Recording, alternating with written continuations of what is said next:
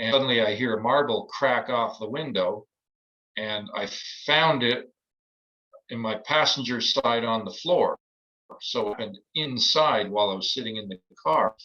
And right after that happened, I'm still sitting there doing this battery change, capture it on audio because the recorder was off because the batteries were out, and see where my right knee is, this console, there's a little change holder, a marble just lands right in the change holder.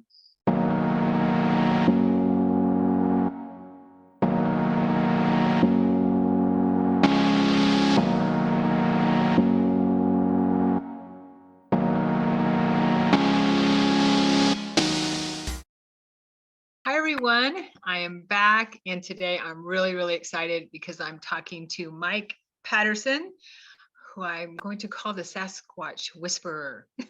He has so much contact with Sasquatch, and I'm so excited to talk more with you, Mike. Thank you for being here. Thanks for having me, Sharon. Appreciate it. Yeah, thank you for being here. And if we could just start with you sharing some of your background with how you got involved with Sasquatch and these people, the hairy people, I guess. I have one book called, I think it's called The Hairy People, but people with a lot of hair, right? If you could just share with us how you got involved with them and some of your background. You have a lot more hair than I have, trust me.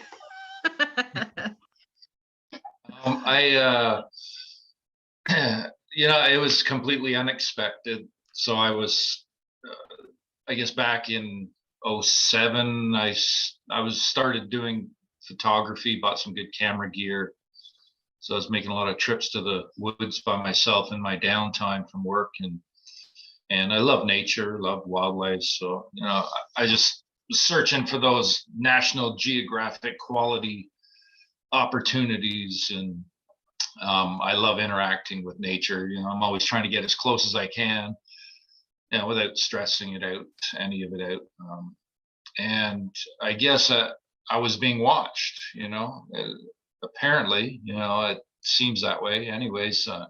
And one day I had an epiphany of looking for Sasquatch, just in the woods. And I just had this thought. And at this point, I'm pretty confident they had some influence in that. Because I don't know why that would enter my mind. And I used to think, I think a lot of people think this way, that one needs to go to the West Coast to have an experience, right?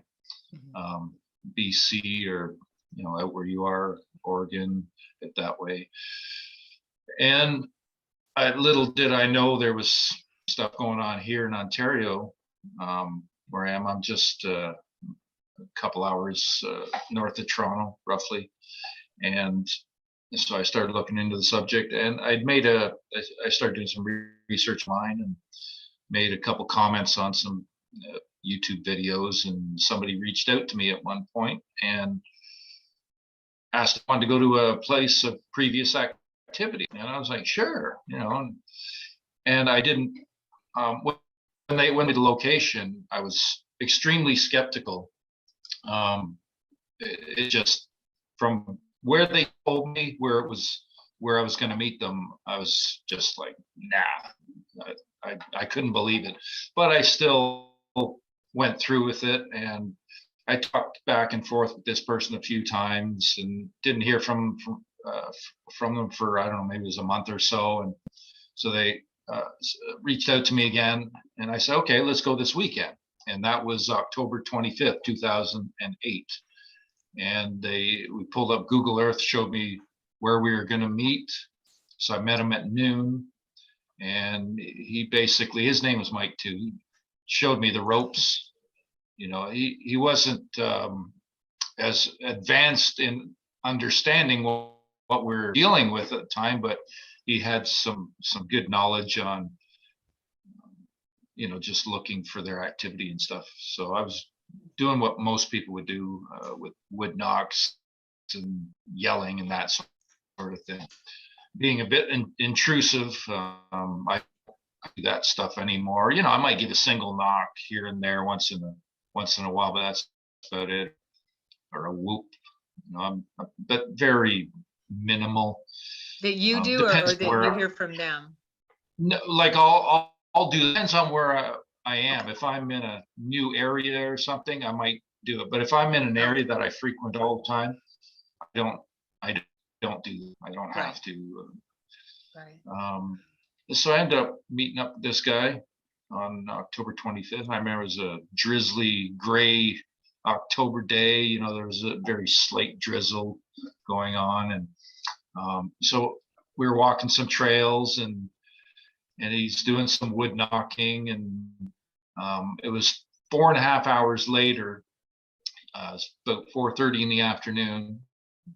Picked up a fist-sized rock, and he walked over to a big pine tree, and he just gave it several bangs, like bang, bang, bang, bang, and that was it. And we stopped and listened, and suddenly I hear this, it's like this stomp from a gorilla. It was like a really rapid, 3 times, just it was very odd sound, and I'm pretty good with my sounds in the woods, so it really stuck out, and it was close, and it was strange, right? So I immediately, I kind of put my arm up, basically, telling Mike to like let's be quiet and listen. And it was just a few seconds later that this triple guttural, very raspy whoop call happened. Did it 3 times, and it was so loud it just filled the entire forest, and Wow. it changed my life right there. I knew what it was. You instantly know what it was when you hear their voice that loud and close. You know what it is. There's certain vocalizations they do that people will not know them, but this I just instantly knew. So I was pretty much in a moment of shock, and just kind of sat down on the ground for a couple minutes and listened. And I remember this lady. The area is actually frequented by people walking with their dogs and doing some horseback riding and stuff. It's not a place where I spent about 4 years in there afterwards. I've never seen kids playing in there. There's one area with a pond where people congregate with their dogs and that. But generally the whole area is just trails and forest, and you're lucky to sometimes to even pass or people on the trail. It's pretty spread out. So this lady actually came walking around the corner, walking her little dog right after that call happened. And I remember she looked at us, and we nodded, didn't really say much to her, and she had this scowl on her face, and she was actually closer to the call than we were. So she came just around the corner, and the call had happened behind her up on this ridge. And so she didn't have a clue what was going on. So she walked past us. We didn't talk to her or anything, but I'm pretty sure her mind must have just been reeling after that, wondering what the hell was that. Yeah, I may have scared her. Yeah, she just had that look of shock and that scowl on her face. I'll just never forget that. I can only imagine, like, we were looking for Sasquatch, right, and that's what we got. So we knew what was going on. Even though that was the first time I'd experienced something vocal like that at that proximity. And that basically put me on the path I'm on today. So I ended up spending about the next 4 years going back to that area as much as I could, much of the time by myself. And I'd had numerous experiences over the years there. And so that was basically my intro into it. Although I had things happen earlier on in life. I did have a sighting at the age of 10. Oh. It was basically traumatized me at the time. I dismissed it or said it was a bear at the time, and I didn't connect the dots until after October 5th, 2008, when I looked back. I can't remember how long it was after that, but I'd been doing this for a little bit, and then realized that, hold on a sec, I had an incident when I was 10, and that not a bear, that was a Sasquatch standing outside the road. So I've had a couple instances, throughout my life. Then October 25th, 08 was the moment that changed everything. Wow. Yeah. And so after that, you started, from what I understand you're saying, is that you started looking for contact or communication with them. Does that make sense? Well, I didn't know what I was dealing with yet, right? I just kept an Okay. open mind. I had no idea what they were capable of. And it's funny, early on, they actually showed their ability to me. I'm not sure what your viewers are aware of, but I'll just state that, Sasquatch, they're interdimensional. Sure. They're human. They're Mhm. human types. They're Mhm. interdimensional. They're highly telepathic. They have incredible abilities. They're massive energy. So Yeah. they actually showed their abilities early on to me. I didn't realize it at the time. We'd had an experience. I was actually with the other guy. It was a weeknight. We're actually just down the road from, or up the road from where we originally had that vocal encounter. We were in another patch of woods a couple miles up the road, and about it's the middle of the night, in the morning. During the week, I remember a lot of moonlight, so we didn't even need a flashlight. Could see pretty far in the forest, and we were on a main trail, and a lot of snow on the ground. And I remember these tracks crossing the trail. So I was sitting there trying to figure out what these tracks were. If it was from a deer jumping through the snow, standing there, trying to figure this out. And suddenly we hear bipedal footsteps crunching through the snow right there, right beside us. And I remember at the time I was freaking out because I couldn't understand what was going on. And there was nothing there. And it was clear as day, this walking, crunching through the snow on 2 feet. And now I can look back and realize that they were revealing their abilities way back then when Mhm. I'd first gotten involved. So I had no idea still at the time when that happened. I still didn't Yeah. realize, that was Sasquatch and that they were capable of this sort of thing. That makes me wonder if, when people go out in the woods, camping or whatever, if perhaps there is some kind of sounds or sightings that they don't realize they're actually seeing these beings when they think they're seeing something or hearing something else, or don't know how to Yeah, put it in any kind of context. Maybe it happens a yeah, lot more than we think. yeah. I would think so. There's a lot of orb activity that's Orbs. directly related to Sasquatch Uh-huh. activity. There's people might see things like a shimmering, like heat off the road, but vertically. I've experienced that as well. If you Yeah. hear a tree crash, that I've recorded numerous trees at this point over the years just getting pushed over. Oh, wow. Um, One very close to me, about 200 feet away, that was so loud, Wow. just amazing. I've actually recorded, I think it's three, maybe four, 3 or 4 trees go down in Neff's area with my audio. So I've used audio over the years as my main tool of choice for learning about them and understanding how they interact with humans, how they show their presence, and they've been extremely accommodating in allowing me, to record. There's no problem there. They've never showed,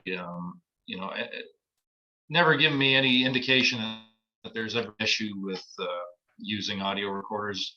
In fact, they tend to gravitate to my recorder, and they've done that since day one, basically. and it happens here too at home. So they know I'm recording, and I tell them I'm honest with them, tell them what I'm doing, tell them I love their voice, and that's what I want the most, the voice. 'Cause I just Right. absolutely, as far as the audio goes, anyways. I love Yeah, audio. I actually record. I guess what you call a paranormal investigator, and so I record. I use audio to communicate with. I started trying to communicate with my parents after they passed, and then it just went on and on. And I have so many spirit voices on audio. It just seems like audio is something that for me anyway, I can't negate.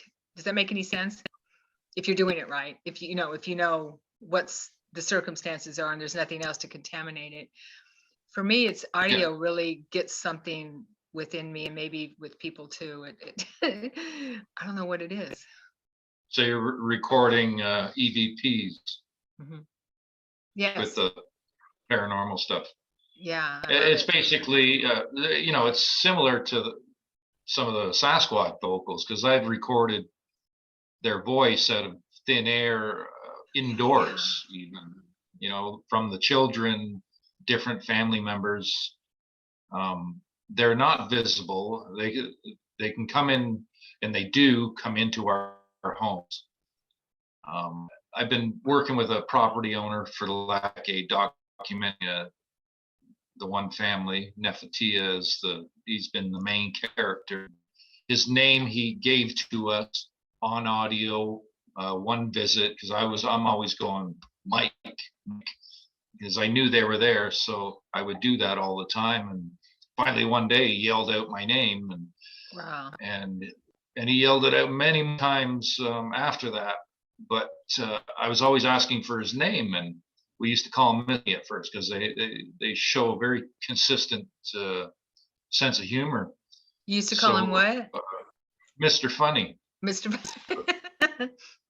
Before we knew him, that's what we call him, Mr. Funny.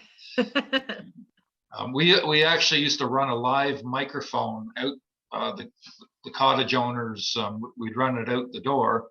He's a musician. I play music too, and so we'd put a mic stand out and run the cables in through the door, so we'd have ears outside in real time. Mm. And Neff, he'd come up to the microphone, go roar, do that sort of thing, and we'd hear it through the speakers indoors in real time. So he'd do that, and yeah. So it You was know, one visit. Sorry. I'm sorry, I don't mean to interrupt you, but I was just going to say that what you're sharing here confirms a lot of what I had experienced with, I shared with you before we came on that I had telepathic relationship with the Sasquatch for a couple of years. And when you talk about the shimmering thing and how they can be, I mean, I know that they're interdimensional. He shared that with me too. And I feel that when I mean, I felt like I knew that. But when even though I wasn't in the woods, he was communicating with me very strongly in my house. And he would tell me sometimes, stand still. I'm going to touch your hand.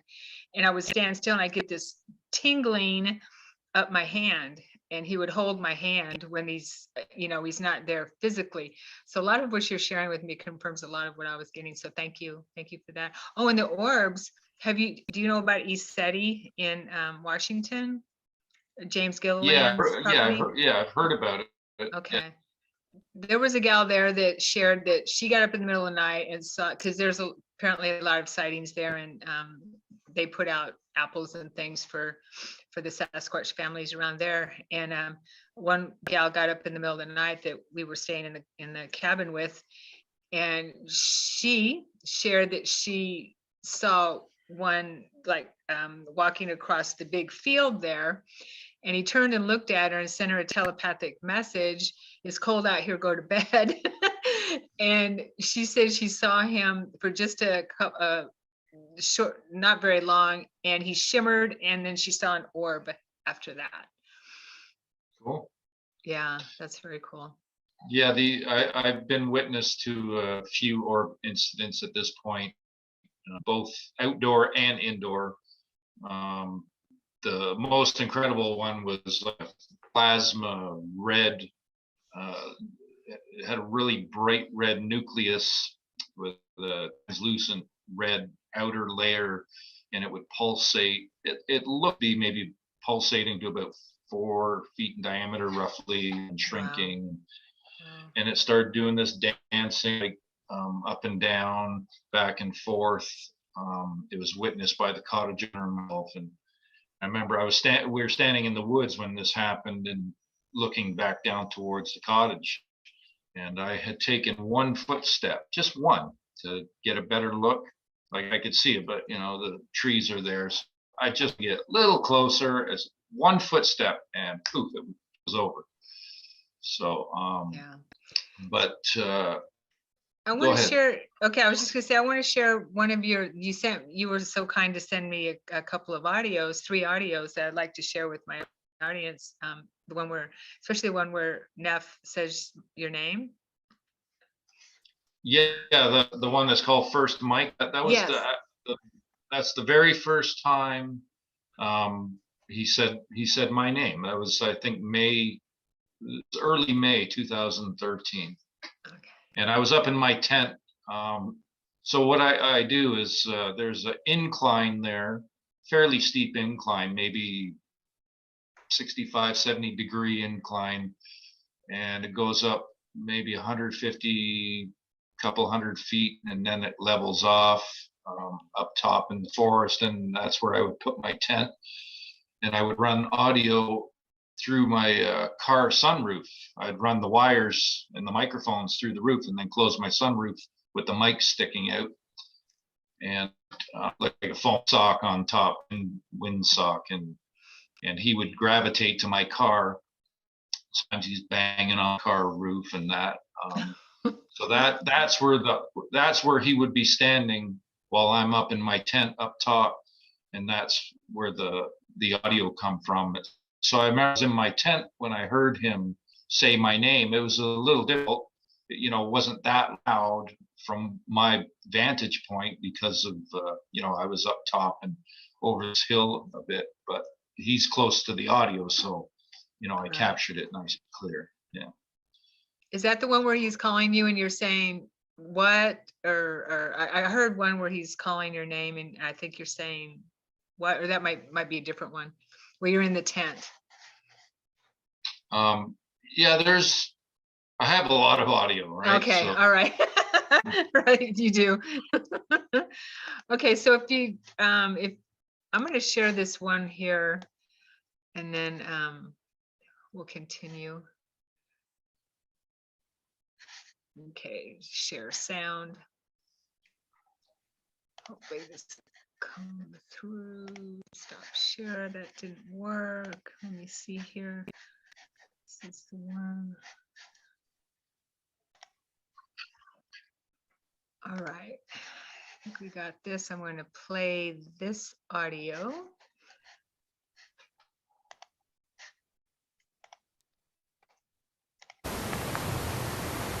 Right.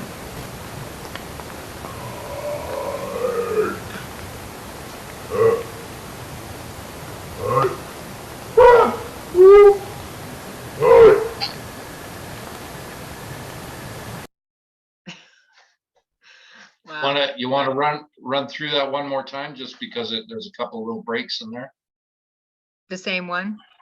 Yeah. Okay. Right.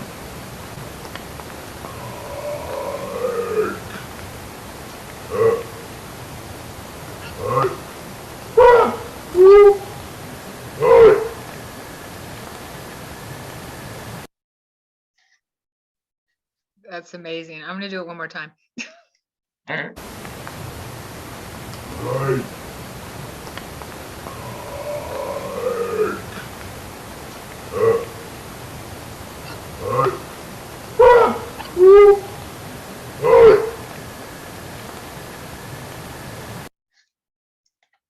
Could you hear that okay? Yep. Loud and clear. Wow. Did you freak out when you first heard that? I was kind of stunned, it's surreal.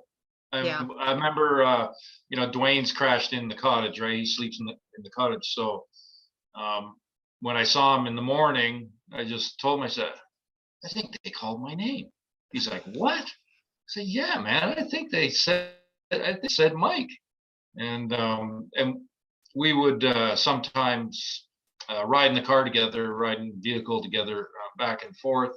So we'd play the audio through the system, through the stereo system on the way back, and listen to some of the recordings. There would be certain times that I'd hear and I'd note the times, so that way I could fast forward and figure out where the audio parts were, where the vocals were, right? Yeah. Wow. Yeah, it's surreal to hear that first time. Oh, I bet. Wow. And so that, did you know it was Neff right away, or? Yeah, well, but did I know his name by then? I don't think I knew his name yet Okay. at that point. So as I was mentioning earlier, I would say my name, Mike. And at one point he went up to my microphone and he said, Mike Dwayne, the cottage owner. So he said, Mike Dwayne Nefertia. So he said both our name and his. So he's basically, this is my name. And he'd also at one point said Anastasia, sister. He said, like he said sister. So, and we've gotten a few other names from them at this point from the family. So Anastasia is whose sister? His sister? Yeah. Okay. She had cut out a little bit. Yeah, Okay. I think there's two. I think there's another one named Ashantia, as well as Anastasia. There's a young male. I believe I think he's about 14, maybe 15 right now, and his name's Mushka. And he's like Mr. Funny #2. Some of the stuff he's been doing. Yeah, he's a bit of a troublemaker. That he likes to do certain things, like put eggs in my boot, hoping I'll step on them. Oh man, that is hilarious. Yeah, they're constantly doing things like that. I might find a pile of leaves and sticks in my bag, or I've even gone into my bag in the winter time, in the cottage where my clothes are, and those are all wet. So I realize that they threw a bunch of snow in there that melted. Or I have a drink and they'll put something in my drink, that sort of thing. That's hilarious. So they're just kind of big kids in a way. Yeah. Like we should be more like. We should have more humor in our lives. Definitely. Yeah. I love that. Yeah, they're very, very lighthearted. Yeah. And even call him the big guy. I don't know his name. His footprint is now, as of last winter, it's grown an inch, so it's now 21 inches. That's Neff's is as of last winter. Neff's is 16 inches. That's grown 4 inches over 8 winter. So the big guy even showed his humor. It was back on March 20th, 2015. I had a light layer of snow on my vehicle, and Neff had on my back tail light. Neff had put his footprint on my back tail light, and the big guy had placed a partial footprint on the back window of my car. So I had these, 2 footprints from 2 of the family members. Even the one who's 12 feet tall, putting a partial print on my back window. So he's pretty Which funny. means he was standing on your car? No. See, people, I get a lot of, that's, BS, because your window would break. And it's like, we're dealing with interdimensional. Yeah, that's right. I get it now. Yeah, so we don't know. I've been sitting in my car. I had an incident where I got in my car to do battery change, which I do partway through the nights to make sure my recorder is running the whole night. and Mhm. I keep it on my front seat there, doors locked. So I'm sitting in my car doing a battery change, and suddenly I hear a marble crack off the window, and I found it in my passenger side on the floor. So it happened inside while I was sitting in the car. And right after that happened, I'm still sitting there doing this battery change, capture it on audio because the recorder was off because the batteries were out, and see where my right knee is, the console. There's a little change holder. A marble just lands right in the change holder, um, showing me that he's basically standing right behind He's right me. there. But Yeah. I'm in my car though, so there are no walls with them. They are masters of Jesus, so they can, you break down all this stuff, walls, a car, anything, you break it down to a quantum level, it's basically empty space. So they got to move Right. through that. Yeah. So I'm an out of body traveler, so I understand how we can walk through walls in the non-physical, or the not this non-physical state. So that definitely makes sense to me. And although I have not been able to bring something to affect something in the physical realm from the out of body state, from the non-physical realm, with my attention on the physical realm. So that definitely takes a master. I'm really impressed. That they are. Yes. Like the situation I'm involved in, I've developed written communication orders as well, to the point they're highly intelligent. They know what's going on this earth. And what I'm gathering is there are no secrets that we can hold from them. So Yeah. they're a threat to those who wish to hold on to the status quo, that are manipulating the global population. That they're a threat to them because they know their secrets. And Mhm. I've learned a few things along the way, asking certain controversial questions, and they know it seems they're very aware of what goes on. And Good. some of the answers that I've gotten from them have shown that. Good. I'm glad to hear that. Definitely, because it all needs to come out anyway. Yeah. No more hiding. And yeah, they're really they are in the midst of exposing their people to the human race. We are they're not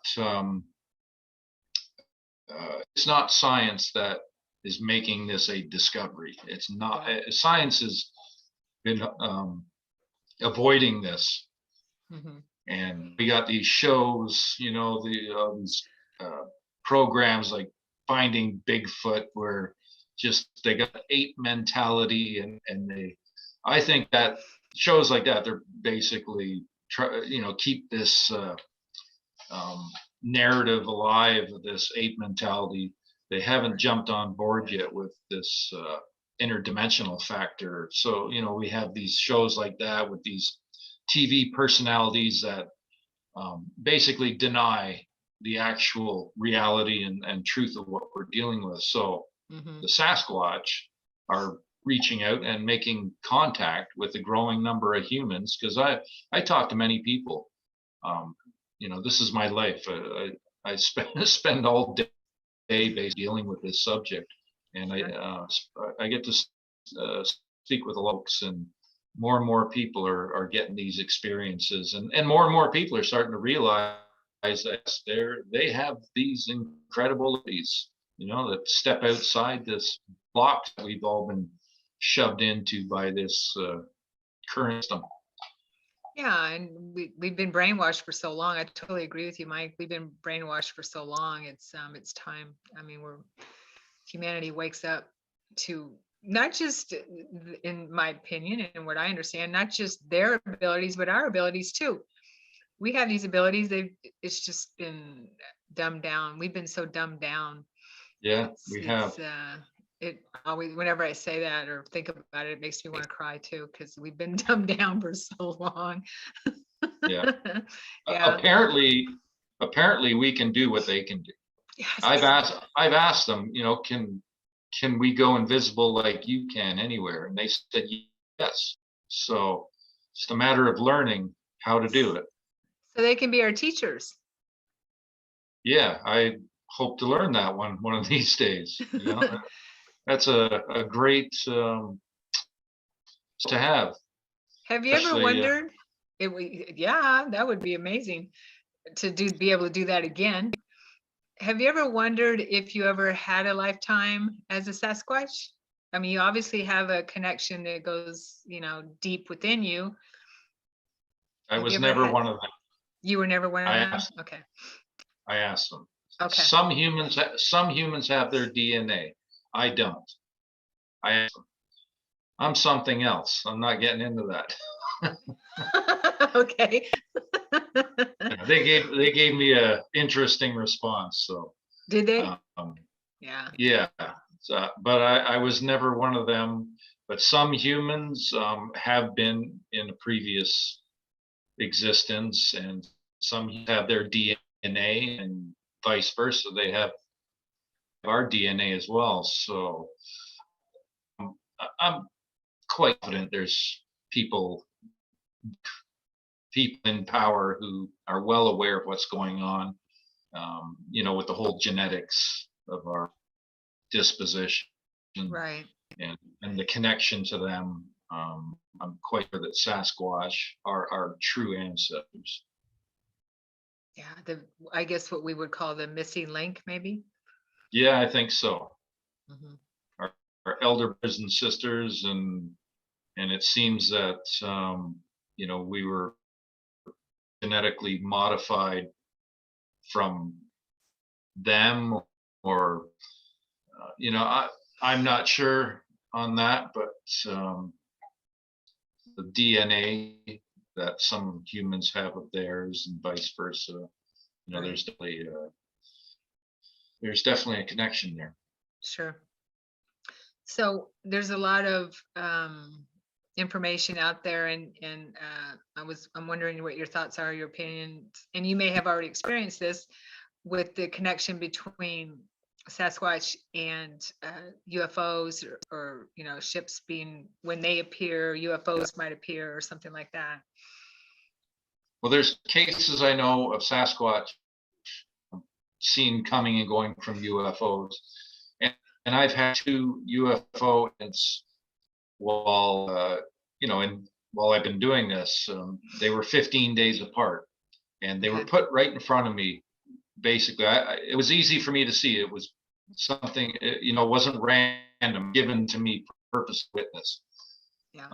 The first one was, I was driving on the 400 series highway north of Toronto, driving north past Pearson Airport. So there's a lot of lanes there. At the specific area where this happened, there's probably a dozen lanes there, with the collector and express. I think I was maybe about 5-6 lanes over from the left, and I remember in the left lane to my immediate, just ahead of me, there was a transport, just ahead a little bit, and it was about 12:30 in the afternoon. I remember, I have it written down when this happened, but it was it the fall or summer? I can't remember, but it was 12:30 in the afternoon, and I remember the day there was 0 clouds in the sky. And I took note of this too. Both incidents are pristine conditions for this to happen. Any question out of like a cloud passing in front of the sun, something like that. So I was driving along, flow of traffic, and suddenly this large auto passed over top me, and it was going just fast, a little bit faster than the flow of traffic. And I noticed it instantly as soon as it passed over me, and watched it envelop the transport ahead of me. And I immediately was like, something, what the hell's going on here? Is I didn't hear any engine, and this had to be very, very low. Immediately I stuck my head out the window. There was nothing there, expecting that, hey, there should be a plane there. Yeah. And there was nothing there, completely clear skies. So it was a cloaked UFO. It's the only thing that makes sense. Mm-hmm. And then 15 days later, I was up in this area, and I was by myself, and this happened at night. And again, It was crystal clear sky, and it was a dead silent night. And there's a lot of nights like that up there where it's just dead still. You could literally hear pin drop. It's so quiet. And so I'm at my spot where I pitch my tent, not at Dwayne's, another area I go to by myself sometimes. And I'm sitting in a chair watching stars, and I could see way off in the distance. I see planes passing, where the horizon would be, and could see them no problem. I could see their flashes, and you know how you hear their engines catch up after they've passed. The plane will pass, and then the sound of the motor will be shortly after. So all that's very clear. And suddenly I see a big bright light, like a big engine, pointed directly at me, way off in the distance. And I noticed immediately that there was no flashing on it. And I stood up off my chair, and I just stood there and I watched as it came towards me. It ended up passing over top of the road that I was standing on. And I estimated it maybe a couple thousand feet in altitude, it seemed. And I didn't see a craft because it was just a big bright light, so I couldn't see any craft, but it was completely silent. So it wasn't a drone or anything. There was zero sound from this thing. It just passed over the road, fairly close to me, and that was it, right? It was like, it was 2 incidents 15 days apart. Wow, that's cool. Very cool. Yeah, I'm just I just had the thought, I don't know why, but Star Wars and Chewbacca. I wonder, I wonder if he's supposed to be a Sasquatch.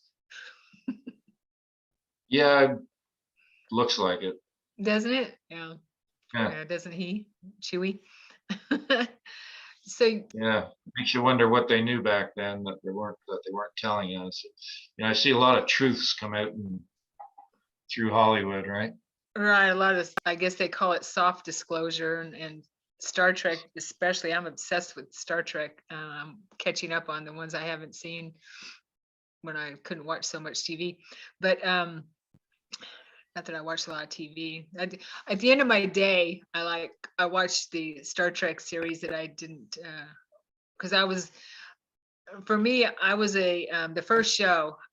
I'm that old, where I loved the first show with Captain Kirk, and I refused to watch the rest of them because I'm like, you can't improve on Star Trek. And then little by little, I started watching the other ones, and I really like them. I learned so much from them. There's a lot of disclosure in Star Trek and Star Wars too, I guess.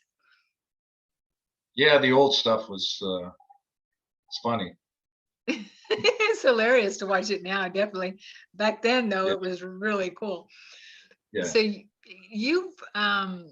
you've gotten to know families, right? Of the Sasquatch around you,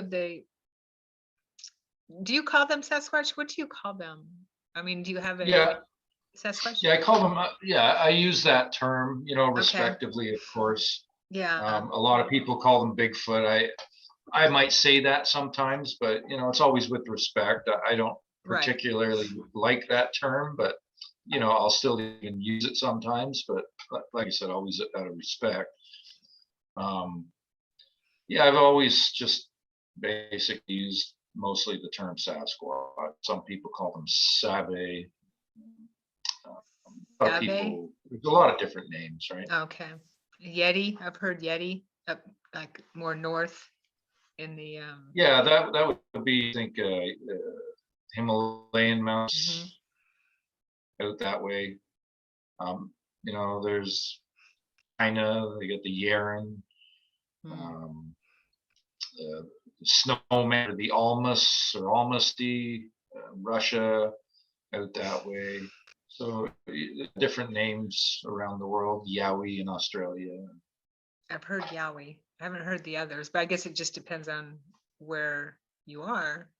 Yeah, the cultures would have different names for them.